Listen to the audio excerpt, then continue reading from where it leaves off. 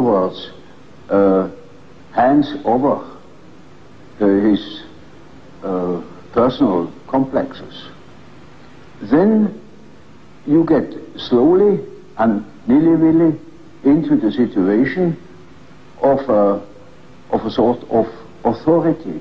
Yes. You become a point of reference. You know you are in possession of all the important items in a person's development. Now you see, that creates an emotional relationship to the analyst, and that is what Freud called the transference. Yes, which is a central problem of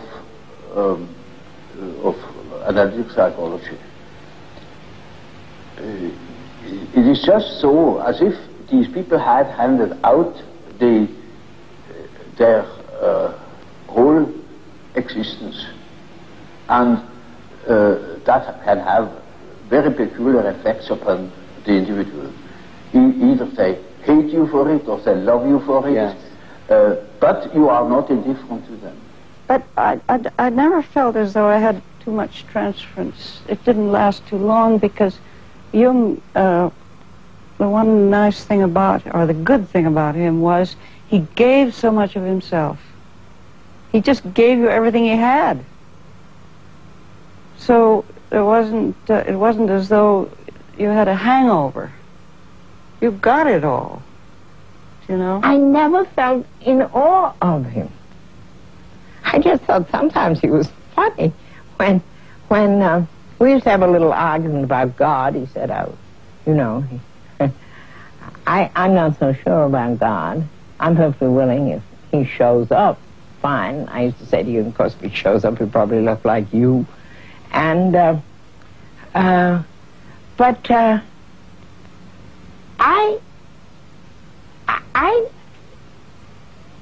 I guess that I thought before I got mad at him, I thought that he would have some kind of a solution to life's problems.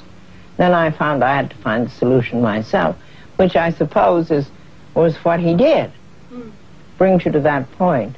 We didn't know whether we were fish, flesh or fowl, and we had to find ourselves anew.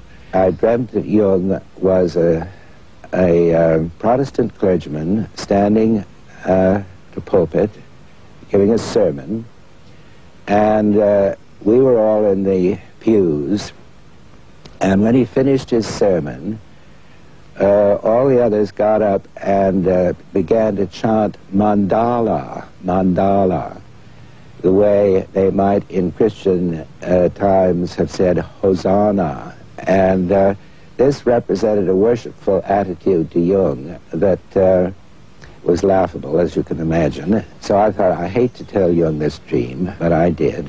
And he said, well, of course you should feel that way. I was simply projecting my own Protestant background, making Jung a father figure, making the other people into a group which they were not.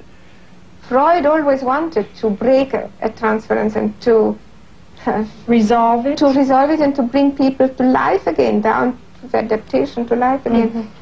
But Jung had another point of view, had the feeling as long as we have a strong transference, one must serve it, because he said there is a greater personality involved in transference. And we don't know what this greater personality has in storage, and so we must serve it. And that was tremendously difficult for Jung. He often told us, you see, I should have 10 lives in order really to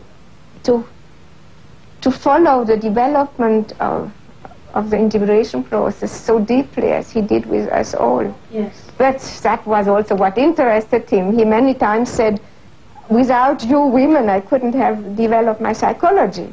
I had a case that was an intelligent young woman. She was a student of philosophy, very good mind, where one could expect easily that she would see that I am not the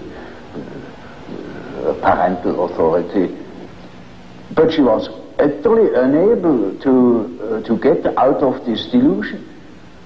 And in such a case, one always has recourse to the dreams.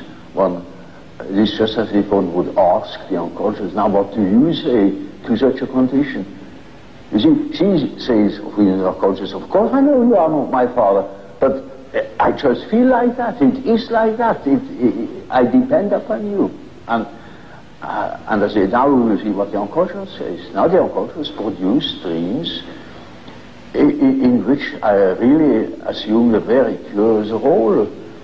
You know, she was the little infant, she was sitting on my knees, I held her in my arms, I was a very tender father to the little girl, you know, and more, her dreams became emphatic in that respect, namely that I was a sort of child, and she is a very little, frail human thing, you know, and quite a little girl in the hands of an enormous being. And the last dream of that series was, I cannot tell you all the dreams, was that it was out in nature. I stood in a field of wheat, an enormous field of wheat that was ripe for harvest. And I was a child. And I held her in my arm like a baby. And the wind was blowing over that field of wheat. Now you know, when the wind is blowing over wheat field, these waves in the wheat field. Yes. And with these waves, I swayed like that, putting her as if it were to sleep, you know. And she felt as being in the arms of the Godhead. So now the harvest is ripe. Yes. And I must tell her. And I told her, you see, what you want and what you project into me, because you are not conscious of it, is you have the idea of a deity you don't possess. Therefore you see it in me. Yes. That clicked. She suddenly became aware of an entirely heathenish image. Yes. That comes fresh from the archetype. She had not the idea of a Christian God or of an Old Testament Yahweh. It was a heathenish God, you see, a God of nature, of vegetation. He was the wheat himself. He is the spirit of the wheat, the spirit of the wind.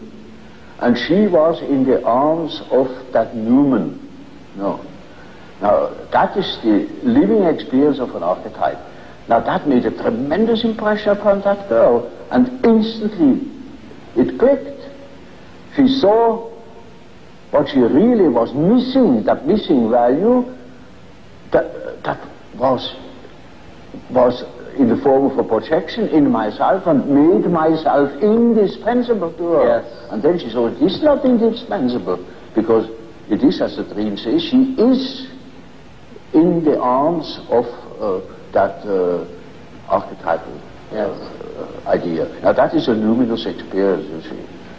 And that is the thing that people are looking for. Yes.